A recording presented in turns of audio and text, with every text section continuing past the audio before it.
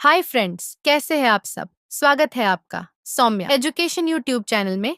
दोस्तों, आज हम देखेंगे कक्षा 9वीं हिंदी पाठ 3.3। पाठ का शीर्षक है जामुन का पेड़। तो चलिए शुरू करते हैं।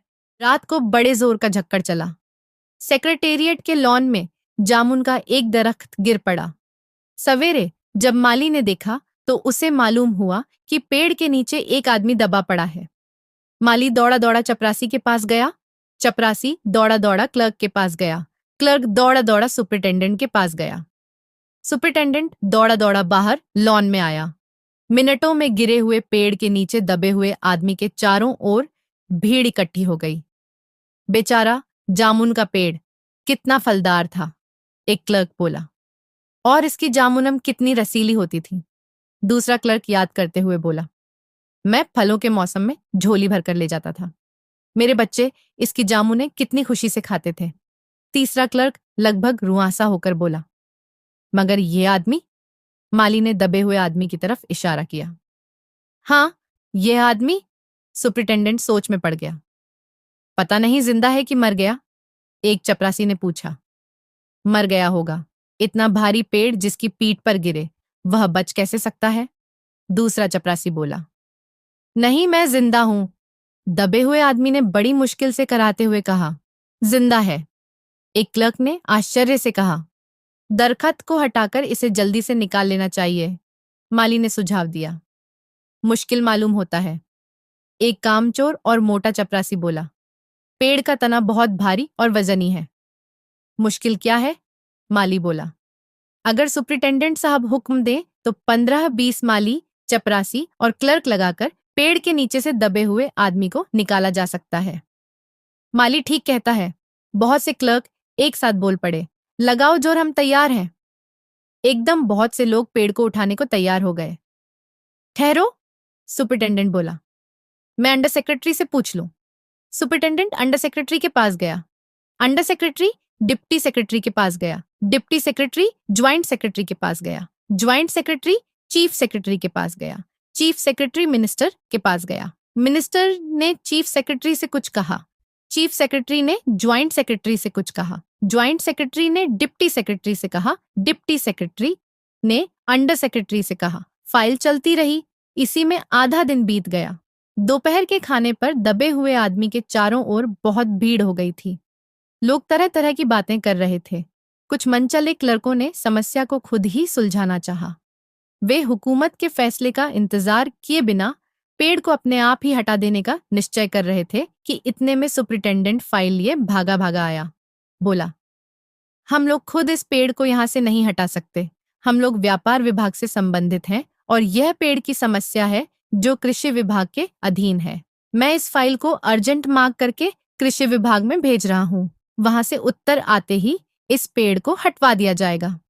दूसरे दिन कृषि विभाग से उत्तर आया कि पेड़ व्यापार विभाग के लॉन में गिरा है, इसलिए इस पेड़ को हटवाने की जिम्मेदारी व्यापार विभाग की है। यह उत्तर पढ़कर व्यापार विभाग को गुस्सा आ गया। उसने फौरन लिखा कि पेड़ों को हटवाने या न हटवाने की जिम्मेदारी कृषि विभाग पर लागू होती है, व्यापार विभाग का इससे कोई संबंध नहीं। दूसरे दिन भी फाइल चलती रही। शाम को जवाब आया, हम मामले को हॉर्टिकल्चर डिपार्टमेंट के हवाले कर रहे हैं क्योंकि यह एक फलदार पेड़ का मामला है और एग्रीकल्चर डिपार्टमेंट केवल अनाज और खेतीबाड़ी के मामलों में फैसला करने का हकदार है। जामुन का पेड़ एक फलदार पेड़ है, इसलिए यह पेड़ हॉर्टिकल्चर डिपार्टमेंट के अंतर्गत आता है। रात को माली ने दबे हुए आदमी को दाल भात खिलाया।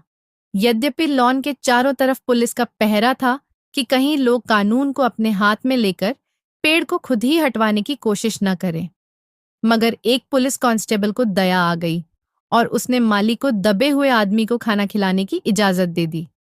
माली ने दबे हुए आदमी से कहा, तुम्हारी फाइल चल रही है, आशा है कल तक फैसला हो जाएगा। दबा हुआ आदमी कुछ नहीं बोला। माली ने पेड़ के तने को ध्यान से देखकर कहा, अच्छा हुआ कि तना तुम्हारे कूल्हे पर गिरा, अगर कमर पर गिरता तो रीढ़ की हड्डी टूट जाती। दबा हुआ आदमी फिर भी कुछ नहीं बोला। माली ने फिर कहा, तुम्हारा यहाँ कोई वारिस है तो मुझे उसका अता पता बताओ, मैं उन्हें खबर देने की कोशिश करूंगा। मैं लावारिस हूं, दबे हुए आदमी ने बड़ी मुश्किल से कहा। माली खेद करते हुए वहां से हट गया। तीसरे दिन हॉर्टिकल्चर डिपार्टमेंट का जवाब आ गया। बड़ा कड़ा जवाब था और व्यंग्यपूर्ण। हॉर्टिकल्चर डिपार्टमेंट का सेक्रेटरी साहित्य प्रेमी आदमी जान पड़ता था। उसने लिखा था, आश्चर्य है, इस समय जब हम पेड़ लगाओ स्कीम ऊंचे स्तर पर चला रहे हैं, हमारे देश में ऐसे सरकारी अफसर मौजूद हैं जो पेड़ों को काटने का सुझाव देते हैं, और वह भी एक फलदार पेड़ को, और वह भी जामुन के पेड़ को जिसके फल जनता बड़े चाव से खाती है। हमारा विभाग किसी हालत में इस फलदार वृक्ष को काटने की इजाजत नहीं दे सकता। अब क्या किया जाए? इस पर एक मनचाले ने कहा, अगर पेड़ काटा नहीं जा सकता तो इस आदमी को ही काट कर निकाल लिया जाए। ये देखिए, उस आदमी ने इशारे से बताया, अगर इस आदमी को बिल्कुल बीच में से अर्थात धड़ से काटा जाए तो आधा आदमी इधर से निकल जाएगा और आधा उधर से बाहर आ जाएगा और पेड़ वहीं का वहीं रहेगा। मगर इस तरह से तो मैं मर जाऊंगा, दबे हुए आदमी ने आपत्ति प्रकट की। यह भी ठीक कहता है, एक क्लर्क बोला। आदमी को काटने वाली युक्ति प्रस्तुत करने वाले ने भरपूर विरोध किया। आप जानते नहीं हैं, आजकल प्लास्टिक सर्जरी कितनी उन्नति कर चुकी है। मैं समझता हूं, अगर इस आदमी को बीच में से काटकर निकाल लिया तो प्लास्टिक सर्जरी से धड़ के स्थान पर इस आदमी को फिर से जोड़ा जा सकता है।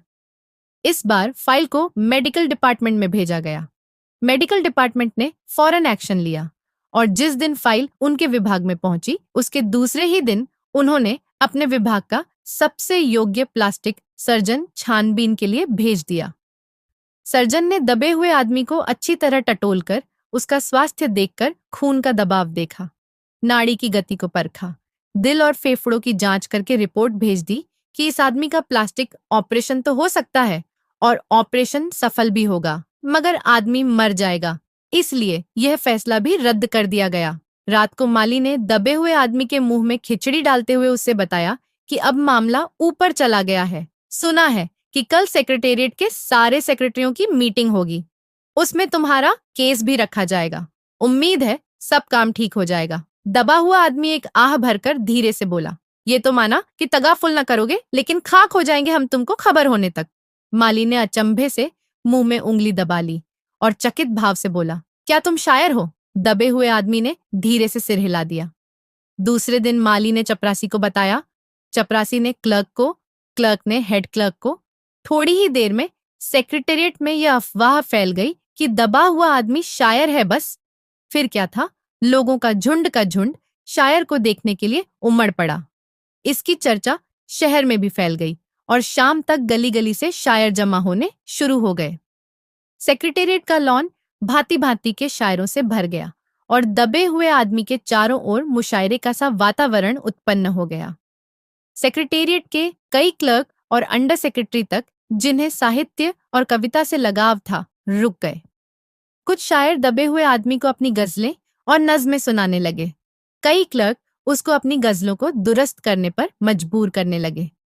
जब यह पता चला कि दबा हुआ आदमी एक शायर है तो सेक्रेटेरिएट की सब कमेटी ने फैसला किया कि चूंकि दबा हुआ आदमी एक शायर है, इसलिए इस फाइल का संबंध न एग्रीकल्चर डिपार्टमेंट से है न हॉर्टिकल्चर डिपार्टमेंट से, बल्कि सिर्फ कल्चरल डिपार्टमेंट से है। कल्चरल डिपार्टमेंट से अनुरोध किया गया कि जल्द से जल्द मामले का फैसला करके अभागे शायर को इस फलदार पेड़ से छुटकारा दिलाया जाए। फाइल कल्चरल डिपार्टमेंट के अनेक विभागों से गुजरती हुई साहित्य अकादमी के सेक्रेटरी के पास पहुंची। बेचारा सेक्रेटरी उसी समय अपनी गाड़ी में सवार होकर सेक्रेटेरिएट पहुंचा और दबे हुए आदमी से इंटरव्यू लेने लगा।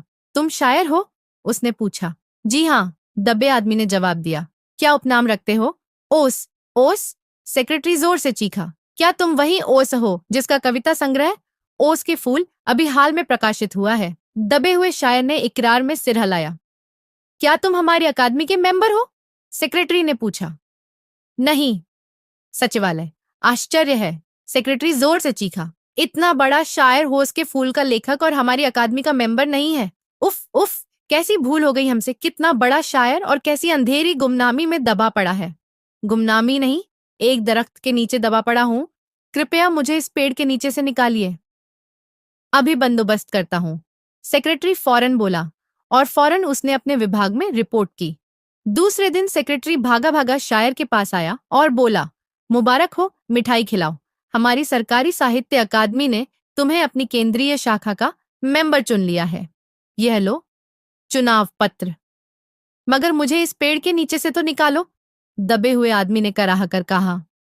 उसकी सांस बड़ी मुश्किल से चल रही थी और उसकी आंखों से मालूम होता था कि वह घोर पीड़ा और यातना में पड़ा है।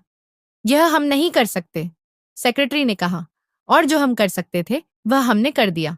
बल्कि हम यहां तक तो कर सकते हैं कि अगर तुम मर जाओ तो तुम्हारी बीवी को वजीफा दे सकते हैं। अगर तुम दरख्वास्त दो तो हम वह भी कर सकते हैं। मैं अभी जीवित हूं, शायर रुक रुक कर बोला, मुझे जिंदा रखो। मुसीबत यह है, सरकारी साहित्य अकादमी का सेक्रेटरी हाथ मलते हुए बोला, हमारा विभाग सिर्फ कल्चर से संबंधित है। उसके लिए हमने फॉरेस्ट डिपार्टमेंट को लिख दिया और अर्जेंट लिखा है। शाम को माली ने आकर दबे हुए आदमी को बताया, कल फॉरेस्ट डिपार्टमेंट के आदमी आकर इस पेड़ को काट देंगे और तुम्हारी जान बच जाएगी। माली बहुत खुश था। दबे हुए आदमी का स्वास्थ्य जवाब दे रहा था, मगर वह किसी न किसी तरह अपने जीवन के लिए लड़े जा रहा था। कल तक, सवेरे तक, किसी न किसी तरह उसे जीवित रहना है। दूसरे दिन जब फॉरेस्ट डिपार्टमेंट के आदमी आरी कुल्हाड़ी लेकर पहुंचे तो उनको पेड़ काटने से रोक दिया गया। मालूम हुआ कि विदेश विभाग से हुक्म आया था कि इस पेड़ को न काटा जाए। कारण यह था कि इस पेड़ को 10 साल पहले पिटोनिया राज्य के प्रधानमंत्री ने सेक्रेटेरिएट के लॉन में लगाया था। अब अगर यह पेड़ काटा गया तो इस बात का काफी अंदेशा था कि पिटोनिया सरकार से हमारे संबंध सदा के लिए बिगड़ जाएंगे। मगर एक आदमी की जान का सवाल है, एक क्लर्क चिल्लाया। दूसरी ओर 2 राज्यों के संबंधों का सवाल है। दूसरे क्लर्क ने पहले क्लर्क को समझाया, और यह भी तो समझो कि पिटोनिया सरकार हमारे राज्य को कितनी सहायता देती है। क्या उनकी मित्रता की खातिर एक आदमी के जीवन का भी बलिदान नहीं कर सकते? शायर को मर जाना चाहिए, निसंदेह। अंडर सेक्रेटरी ने सुपरिटेंडेंट को बताया, आज सवेरे प्रधानमंत्री दौरे से वापस आ गए हैं। आज 4 बजे विदेश विभाग इस पेड़ की फाइल उनके सामने पेश करेगा। जो वे फैसला लेंगे वही सबको स्वीकार होगा। शाम के 5 बजे स्वयं सुपरिटेंडेंट शायर की फाइल लेकर उसके पास गया। सुनते हो?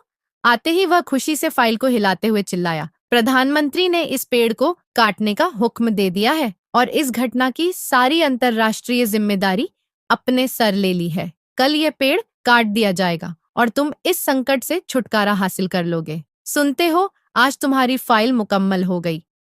मगर शायर का हाथ ठंडा था।